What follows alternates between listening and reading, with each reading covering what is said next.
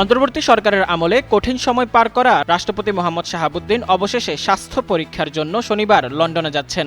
চিকিৎসকদের পরামর্শে অস্ত্রোপচারের ফলো আপ হিসেবে ক্যামব্রিজের একটি বিশেষায়িত হাসপাতালে রাষ্ট্রপতির প্রয়োজনীয় স্বাস্থ্য পরীক্ষা করা হবে।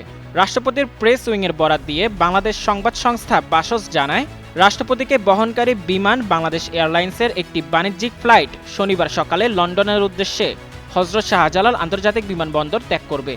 রাষ্ট্রপতির সহধর্মিণী ডক্টর রেবেকা সুলতানা সহ পরিবারের সদস্য, রাষ্ট্রপতির চিকিৎসক ও গণভবনের সংশ্লিষ্ট কর্মকর্তারা তার সফরসঙ্গী হবেন। স্বাস্থ্য পরীক্ষা শেষে 18 মে বাংলাদেশ বিমান এয়ারলাইন্সের একটি ফ্লাইটে রাষ্ট্রপতির দেশে ফেরার কথা রয়েছে। এর আগে 2023 সালের 18 অক্টোবরে সিঙ্গাপুরে Mohammad Shahabuddin cardiac bypass surgery সম্পন্ন করেন। এরপর 2024 সালের 3 মার্চ স্বাস্থ্য পরীক্ষার জন্য আরব আমিরাতে যান রাষ্ট্রপতি। সেখান থেকে যান লন্ডনে। 10 দিনের সফর শেষে 14 মার্চ সকালে দেশে ফেরেন।